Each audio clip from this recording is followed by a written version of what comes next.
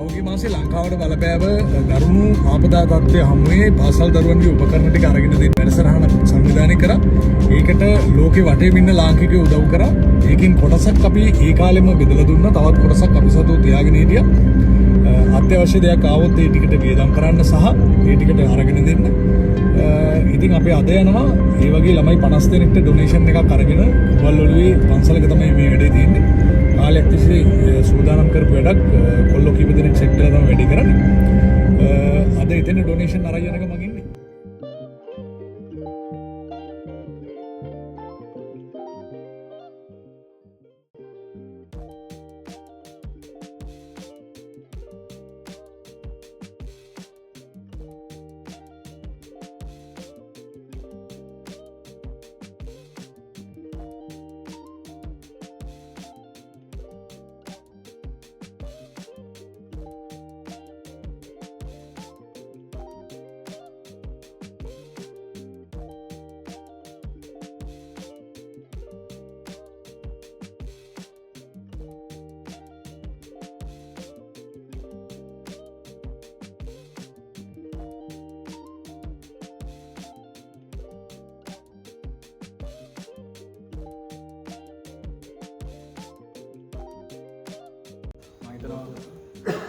ලොකු වෙලාවක් ඕගොල්ලෝ අපි වෙනුවෙන් බලාගෙන හිටියා.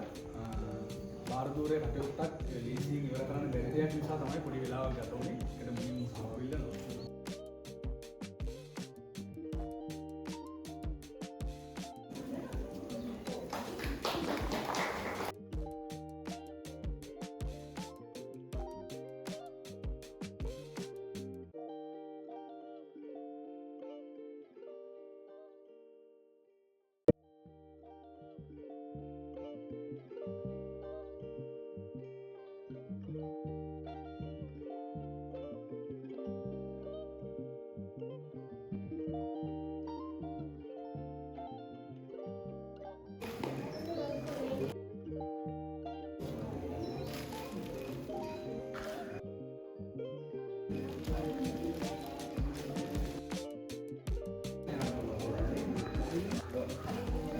මේ වැඩේදී ලෝකේ වටේම ඉන්න ආදරණීය ශ්‍රී ලාංකිකයෝ අපිට දුන්න ආධාර ප්‍රමාණයක් අපි ළඟ තිබුණා. ඒ වගේම තමයි මේ ඩොනේෂන් එකත් අරගෙන අපි එතෙන්ද ගියේ.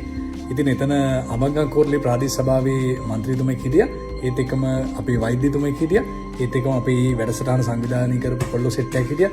ඒත් එක්කම ලංකාවේ විවිධ ප්‍රදේශ වලින් ආපු තවත් මේ වගේ සමාජ සේවා කටයුතු වලට සම්බන්ධ වෙන පිරිසක් හිටියා. හැමෝමත් එක්ක එකතු වෙලා හරිම ලස්සනට අවශ්‍යම කරන විදිහට පුංචි දරුවෝ 50 දෙනෙක් වෙනුවෙන් අපිට ඩොනේෂන් එක දෙන්න පුළුවන් වුණා. දරුවන්ට පොතක් දෙන්න ඇත්තටම සහයෝගය දෙන්න අපේ පුතා. ඒක අර පොඩක් සතුටුයි. ඒක ඔයා මේ කරපු වෑයම මම හිතනවා සාර්ථකයි කියලා. දෙමාපිය වශයෙන් ඇත්තටම අපි සතුටුයි. අපේ දරුවා මේ මොකක් හරි දෙයක් ඔයා කරා. ඉතින් ඒ සතුට ඇත්තටම කියනවා නම් කියලා නිම කරන්නේ නෑ. මොකද මේ පොතක වටිනාකම කියලා නිම කරන්නේ නෑ නේද? ඒක නිසා ඉතින් ඔයා මේ කට්ට මුල් පියවරට අපි දෙමාපිය වශයෙන් අපි සියලු දෙනාගේම සහයෝගය අපි ලබා දෙනවා. ඉදිරියට මේ වැඩ කටයුතු කරගෙන යන්න ඔයාලට අවශ්‍ය ශක්තිය ධෛර්යය ලැබේවා කියලා දෙමාපිය වශයෙන් දරුවන් වශයෙන් වෙනුවෙනුත් මම ප්‍රකාශ කරමින් සියලුම දෙනාටම පෙරවන් සරණයි.